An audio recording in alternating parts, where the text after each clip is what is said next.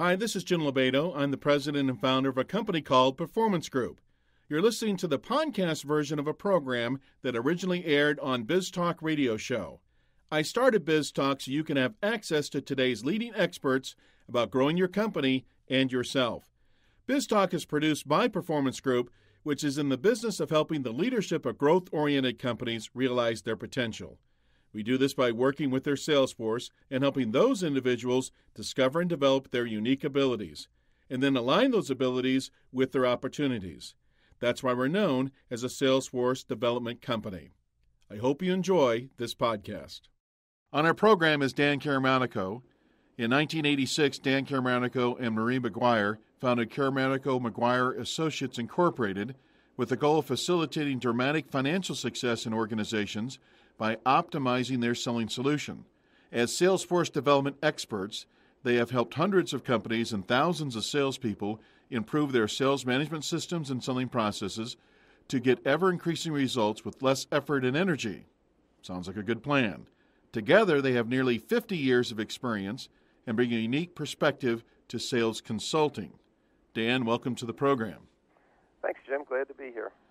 The reason we have Dan on the program tonight with his partner Marie, they have co-authored a book called The Optimal Salesperson, Mastering the Mindset of Sales Superstars and Overachievers. And for those of you who listen to BizTalk on a regular basis, you know that I'm constantly reading, especially things on sales and marketing. And when I ran across Dan's book, I thought, well, this is pretty interesting. It has a different slant on it. But Dan, for our audience out there who's probably thinking now, oh, great, another program on another sales book. There's hundreds of books written about sales. Tell us why your book is different and why we should pay attention to it. Well, one thing that makes it different is it's not another book about another sales technique. There are hundreds of books out there about a new system of selling or a new approach to closing deals, closing business, and this really gets at what the mindset of the salesperson is that causes them. We call them hidden weaknesses that prevent the salesperson from executing the techniques that they know how to use. What I like to say is most sales training fails. Having been in this business for 24 years, I've seen that over and over, and I don't think the world needs another book on another sales technique because most salespeople can't execute the ones that they already know how to use.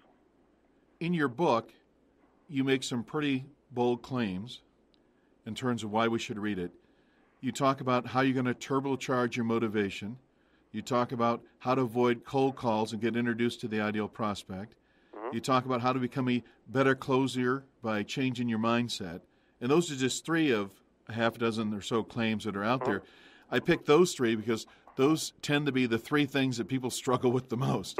Getting introductions, being motivated every day to do the sales job, and then closing something. So what is it about these hidden weaknesses that you must be able to do something with that enables you to do those three things better? Right. It probably would be useful if I first explain what I mean by a hidden weakness. It turns out that success in sales has more to do with your belief systems than it does with any technique or that you're taught. And here's what I mean. First, a belief is just a firmly held conviction about the way things are. If you have a belief, you know it. There's no doubt in your mind. You have evidence. You have data. You have experience. And if anybody disagrees with you, they obviously don't understand your business or just don't get it. So if I take my average Joe salesperson, put him in a class that has a belief, and by the way, let's use a common belief that salespeople have that people buy based on price. And there are plenty of sales technique books out there that tell you how to sell value over price. So let's say I take that salesperson, I put him in training for 2 days, and I teach him 5 time-tested golden techniques to sell value over price. And at the end of the second day, my man Joe has 5 time-tested proven techniques, and he has them down cold because I have video evidence of him executing the techniques flawlessly. But what I didn't do in those 2 days is change his belief. So he comes out with the same belief that he went in with, namely that people buy based on price. Now, on the third day, he gets in front of a prospect and he said, "So, Mr. Prospect, how are you going to make your decision?" And the prospect says, Well, I think I'm going to go with the low price. What happens to those techniques that I taught my salesperson? They're out the window. By the way, I ask that in sales classes constantly, and 95% of the time, the exact answer I get is they're out the window. They're never out the door, or that's the phrase everybody uses. They're out the window. What the salesperson says to himself is, makes sense to me. That's what I would do. See, I told that Caramanico he was crazy, and he has another data point to reinforce the belief system that he went in with. To reinforce the fact that people buy based on price. And the reason we call them hidden weaknesses is because if I interview Joe, I can see that he dresses well, he speaks well, he's articulate, he knows the business, he knows the industry, he has great experience. But how do I know what his belief systems are? And it's those belief systems that defeat him every time.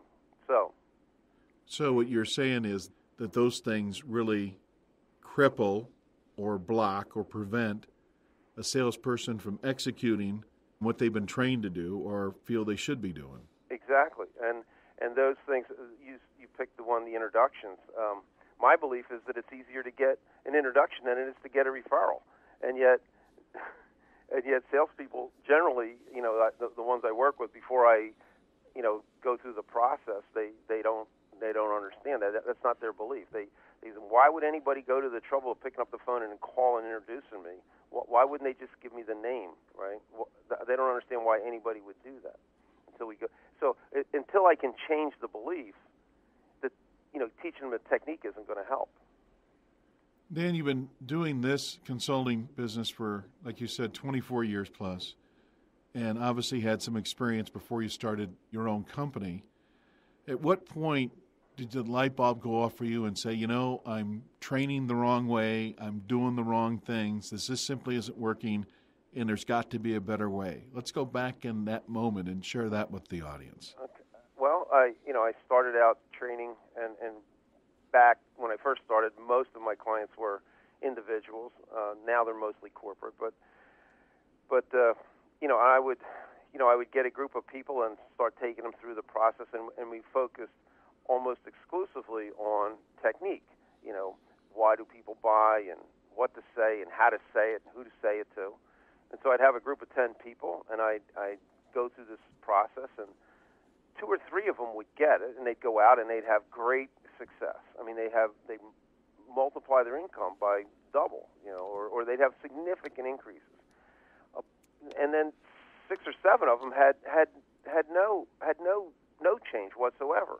And of course, I wanted to take responsibility myself. I said, maybe I didn't say it right, or maybe it needs to be said differently to those people, and maybe I can tweak it. And I would work on coaching them in a different way. I do a lot of individual coaching back then, and then finally I said, maybe it's not me. And when it finally dawned on me one day that it really had to do with the belief system. A lot of reading that I did, and I came up with the idea that, well, actually, I can't say that I personally came up with the idea, but I ran across it, the idea from a colleague, Dave Curlin, and I said, that's the reason. It just gradually dawned on us. I was one of the people that kind of participated in this, that it was the belief systems that were getting away, and until we dealt with the belief, the technique wasn't going to matter. What's interesting is, once you change the belief, the technique doesn't matter. Really? So yeah, the technique, I call it becomes the non-technique technique. Let me give you an example. One of the biggest hidden weaknesses is a thing we call the money weakness, which means that a salesperson is just uncomfortable discussing money, and one of the finer points of that is that they don't believe that they can get the prospect to tell them how much money they're thinking of spending for this product or service. And so, maybe if I put them in training and I beat them around the head and shoulders often enough, figuratively speaking, I can get them to ask one question, how much is in your budget? And the prospect says, well, we don't really know, and then they give up. I was working with a client yesterday who had this problem. And so in the beginning, the issue you're dealing with is I can't get them to tell me how much they want to spend, okay? And so I need to teach them techniques, and maybe I give them a bracketing technique, or I teach them to say, well, give me a round number, or give me a bracket that, are you between 20,000 and 30,000? It could be between 20 and 30,000. Are you in there somewhere? And they say, oh yes, I'm somewhere in there. Well, you think you're closer to 20 or closer to 30, and then they say, well, I'm closer to 20. Well, now you know it's between 20 and 25, so you can say, well, how about then it sounds like you're around 22.5 or so, and the guy says, yeah, about actually 21,675, right? So you can teach them that technique, and you coach them, and they go out and they fail and they try. But meanwhile, you have to work on the belief system. Now, once the belief changes, what happens is they just say, so George, how much were you planning on spending on this? The guy says, I don't know, somewhere around 21, 22,000. They just ask and they get told because the belief has changed. They're congruent in what they're saying, and the person just tells them. Now, it might be interesting for your audience to understand why that is. I would think that would be your next question. Okay. So why? I was thinking, why would that be? So, Jim, I have to do both sides of this? Just today. Okay, well, they did a study back in the 1970s on communication. And what they discovered was that 7% of what you communicate is the words you use. So 38% is the tonality that you use to say them, and 55% is physiology or body language. So if I say Jim is going out after this call and double his sales based on what he learned in this 1-hour interview, and Jim says, right, or I say Jim's going out today after this interview and he's going to double his sales based on what he learned, and Jim says, right. All right, now you can't see my body language, but you can hear the tonality. I changed it from absolutely to no way is that going to happen, right? Mm-hmm. Just by changing the tonality. So what happens when you try to execute a technique you don't believe in, and let's keep with the asking for the budget. If I try to execute that technique and I say, Mr. Prospect, how much were you planning to spend with this? I have 7% saying, please tell me your budget, Mr. Prospect, and 93% saying, no way are you going to tell me your budget, right? Once my belief changes, I now am congruent, and I ask with the expectation that you're going to tell me, and the technique really doesn't matter anymore. And I know some of your listeners would say, yeah, this sounds like voodoo or something. But I didn't believe it much either. But, if you didn't say my actual background before I got into this was as an engineer, and so if somebody were to tell me this, I'd tell them it was a little too squishy. I really didn't want to believe it because in my old world, if you couldn't write an equation about it, it really didn't exist. Obviously, you must have, when you changed your own belief about training and discovered these things, you obviously must have seen the results from this then. Right. Yeah. It's amazing. One of my clients was in the mortgage business and worked with him for a few months on technique, and that's it's not an easy sale, but it's a simple sale in that it's only one, maybe two calls, and it's pretty much a one-call close. The bad news about that industry is it's very price sensitive, right? When you're selling mortgages, so first I had to get him into the belief that that people would pay more for his service, but he had to learn the techniques. After that, when he came to me, he was earning about $30,000 a year, and by increasing by changing the techniques he was using, without changing his comfort zone or his belief systems, we were able to increase his sales by, let's say, 20%, 25%. And from then, he went from there. Now I'll just use the first 5 years. He went from earning $30,000 to maybe 40 or so by increasing or improving his technique. But once we started working on the beliefs, his income went to in the hundreds of thousands to maybe $300,000, $400,000, $500,000 a year. Right? He's a good mortgage broker will sell maybe an adequate one will sell $1 million a month. A really good one will sell $2 million a month, and he was averaging 12 to 15 a month, right? And it was all through working on his belief system issues. We're talking with Dan Caramanico about his book, The Optimal Salesperson, Mastering the Mindset of Sales Superstars and Overachievers. Dan, I find it fascinating when you talk about how people communicate in that total sum of just only 7% the word and rest the body language and basically the message you're sending.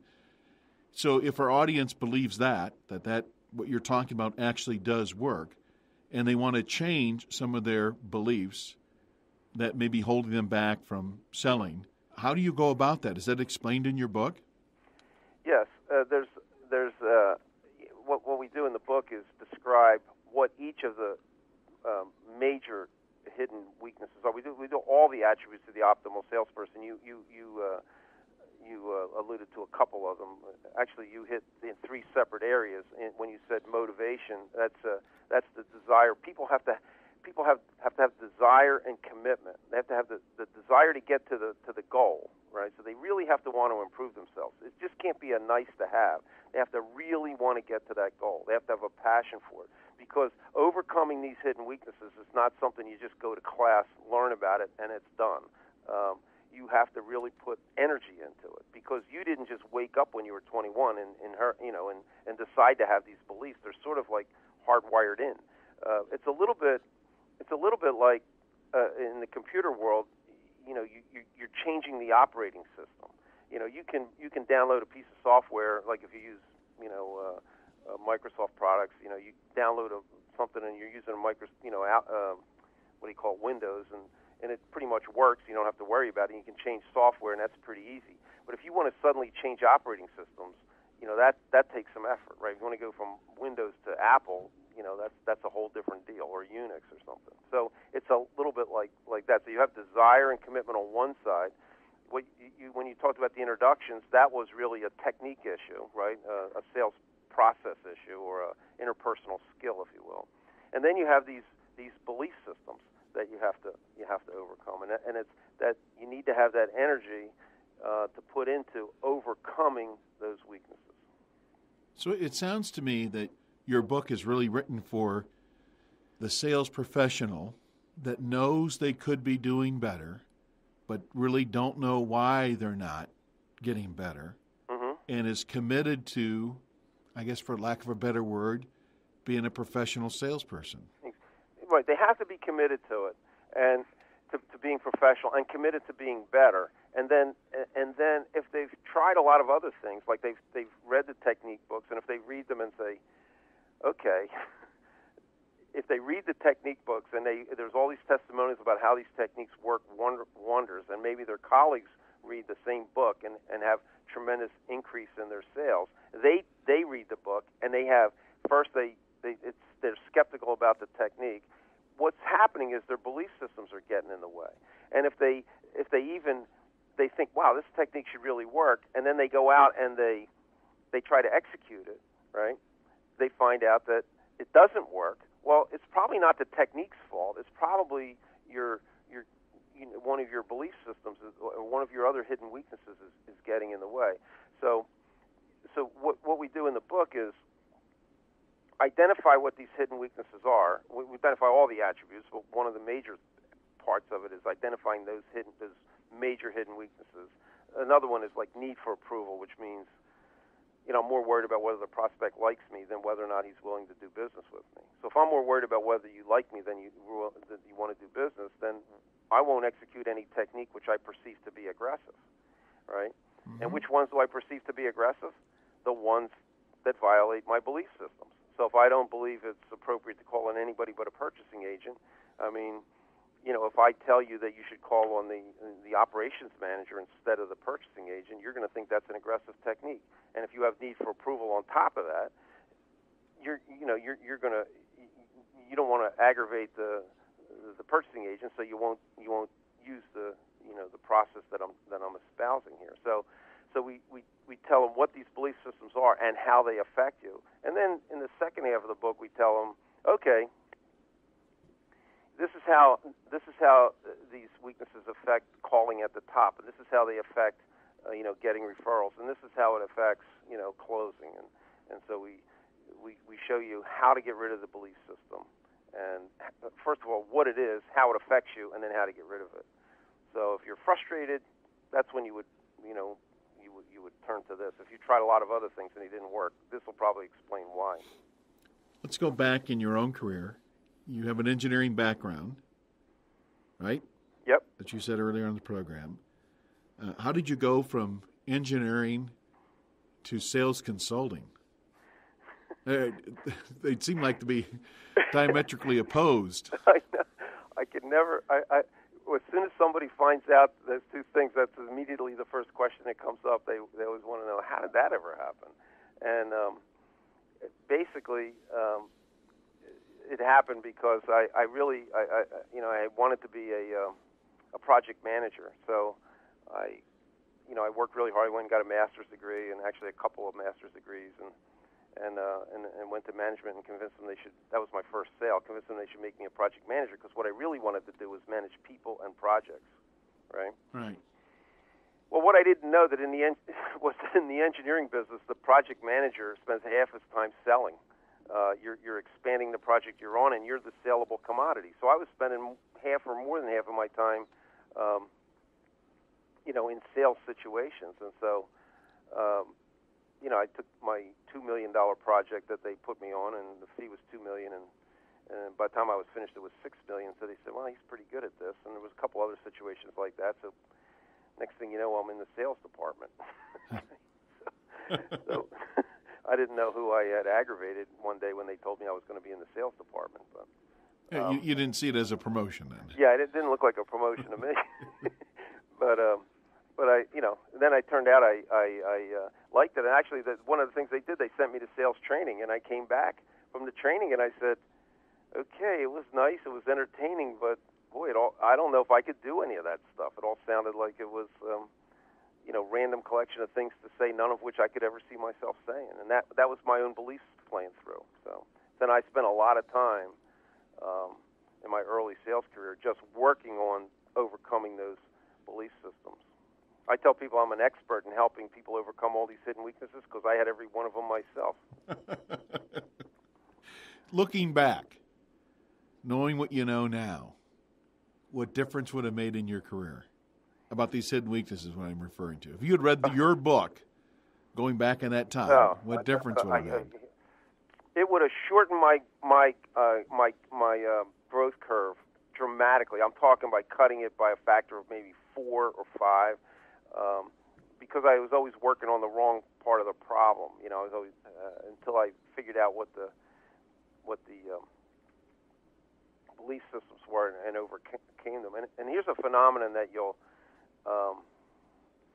that you'll discover once you work through the process is once you've overcome the weakness, like what you thought was very difficult turns out to be easy.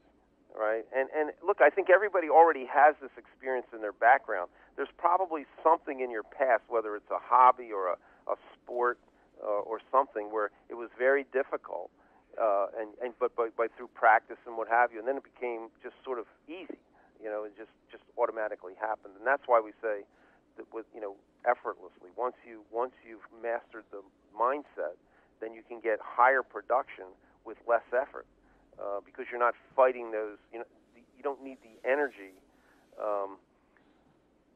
Once you believe that people are going to tell you how much they want to spend, right, then I don't need to expend a lot of energy working myself up to the nerve to ask them how much they want to spend. It just comes up in natural course of conversation, and people tell me, right?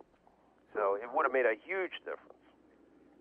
I'd probably be 20 years younger. Dan, you've had some pretty strong mentors. One of them being David Sandler, who started the Sandler Sales Institute. And you told me at one time that Dave was actually coaching you in your career as you went out and went about your business. So what was it like having someone like Dave Sandler, who's just a legend in the sales arena, as your personal coach? What effect did it have on you? What were you struggling with? And what did he help you overcome? I've had several, a few. He was one. He was the first. My first sales mentor, Dave Curlin, was another one. Both of them shared the same trait: is they never let you off the hook. And a good mentor will do that. what I did is I created this is one of the things we talk about in the book, but I created a sales activity plan for myself, which in other words, when I enlisted Dave Sandler's help, and I said, all right, Dave, here's what I'm going to do. I'm making this many sales calls, and I'm going to see this many people every week, and this is what I'm going to achieve, and I'm talking to you twice a week. And it's just like, and then once you do that, it's a little bit like jumping off the Empire State Building. There's no change in your mind, So yeah, halfway down it's tough to stop. Yeah, you can't decide to kill yourself, jump off the Empire State Building, then change your mind. Say, oh, never mind. And so that's sort of what it's like when you hire somebody like this, because not hire because he did it for me, and so what happened. I had to confront the fears. I had to confront the weaknesses because, it would be a Tuesday afternoon about 4 o'clock or something, and I knew I was scheduled to talk to him, but I hadn't yet quite got all that activity done that I said I was going to do. I said, but I have really good excuse. There was a really good reason. I never would use the word excuse. I said, it's a really good reason because Jim Lobaito called me and we had this and I had a client do this, and I didn't really get to do that activity. And I said, then I would think about how I'm going to explain that to Sandler, right? Yeah. Or Curl, and then I'd say, you know what? Let me just make those calls. It was way easier to get to confront. Like he made it tougher. I couldn't let myself down. You will let yourself down, but you won't let others down. Look, if you don't have access to that kind of mentor, then get your spouse to do it for you. So it's really just being held accountable to what you say you're going to do. Yeah, just find somebody to hold you accountable that you don't want to let down. I didn't want to let him down. I didn't want to let them, know that that I couldn't do what I was supposed to do. And so I would jump through a burning building to make sure. And I either get the activity done or I die trying. And I'd come back and he'd ask me tough questions. Well, why didn't you ask him about the money? Well, you can only use I forgot once. And if that was no good, and it was hard for me to use that because I was supposed to be training other salespeople, right? So how could I didn't forget. I just was too weak to ask, whatever the issue was. And so he would force me to do it. Just the fact that I had to, and that's what a good sales manager should do, by the way, is it's got to be tougher to come back and explain to the sales manager why you didn't do something than it would be to do it, right? Yeah, so and that's tough to do in that role. Yeah, and you don't. A good sales manager or a good mentor will understand what weakness you're trying to overcome and hold you accountable and force you through it. Because look, you're always afraid of something. I use this example a lot. I'm not a big fan of heights, and I'm not a very good swimmer. But I remember when I was a teenager going to the swimming pool. Right, we belonged to a swim club, and I would get to go there once in a while. And there was always, I couldn't really dive, but we would like to jump off the diving board. Well, I was good for the low board, but not the high board, But then, you want to impress all the girls, right? So you say, okay, yeah, I'm going to get in line and go off the high dive. So you get up there, and now I'm up there. I'm like, oh, great. I don't really want to jump off the end of this board. So you go and adjust the little wheel that's up there, and so you pretend, bounce around a little, and you just know, there's people lining up behind you saying, hurry up, and you want to climb down the ladder, but it's too embarrassing to climb down the ladder. So you don't know if the embarrassment wins out, right, that you'll jump off the end. And if the fear of the height and being a red splat on the water wins out, you'll climb down the ladder, right? So finally, you jump off knowing that you're just going to die, right? And you jump off and you hit the water. You didn't die, and it wasn't as bad as you thought it was going to be. And it doesn't take you that long to get back in line, right? Yeah. And do it the second time. Yeah, you survived it. Because you survived it. And it's the same thing with cold calls. Oh, or I have to call on the president of the company. Oh, geez, I'm much more comfortable with the technical person, right? Yeah. And you get up there and you find out it's not as, whatever you were afraid of, it's never going to happen. I deal with this all the time with salespeople. They tell me what they're afraid of, I can't do what you're asking me to do because of this, and it's their fears and scares. It's really their hidden weaknesses and belief systems showing through. And I kind of push them and force them, and they say, well, what if he says this? What if they do that? What if this happens? What if that happens? And I'll handle a few of those, but they can't go in there with 19 things they're worried about. They'll never execute any of those. Because you know what I know? None of the stuff they're worried about is going to happen. And that's what happens when I debrief them after the call. Whatever they were afraid of ahead of time didn't really happen. Yeah. Other stuff happened, but not the stuff they were worried about. Right. We're talking to Dan Caramanico on his book, The Optimal Salesperson, Mastering the Mindset of Sales Superstars and Overachievers. Dan, it's great that you've taken your 24 years experience in the business that you're in, which is a sales development specialist, plus your own sales experience, and decide to put it down on paper and share that with the rest of the world. And at the same time, what I've learned is when authors put their thoughts down on paper, it also changes them in some manner. Did you have that experience by writing this book? Yes. Because it's in kind of almost in the way I've been talking about it. It's interesting that you're asking that question because I hadn't really thought about it until you just asked me. But what happened was I put the stuff out there, and now the book itself holds me accountable to a higher level. Like, it's sort of an invisible thing, because most of the people I deal with now or talk to, I go on sales calls and people have, if I've been referred to them or somehow, sometimes I'm not even sure how. It's just because they Google me or something and they find out there's a book and then they buy it and then they read it and then I show up, right? Yeah. Well, there's no backing out now. You kind of have to live up to what you wrote down, So yeah, you at least have to be as good as the book, is what you're saying. Yeah, you can't show up and do the exact opposite or present yourself exactly the opposite of what's in the book. And then in a subtle way, just the fact that it gives you a little more credibility for yourself and builds your own, right. Let's say self-esteem, and then you kind of try to live up to it that way. But that's interesting that you made me think about that. There's a good lesson then for the rest of us. Maybe we should write some things down that we believe in and know to be true. And even if we publish it to somebody that we trust, then they'd always be looking over your shoulder, seeing, are you living up to your own standards? Yeah, well, I do that with goals all the time. I said, look, a lot of people have pocket goals, right? They write the goals down, but they don't tell anybody. Right. Right. So once they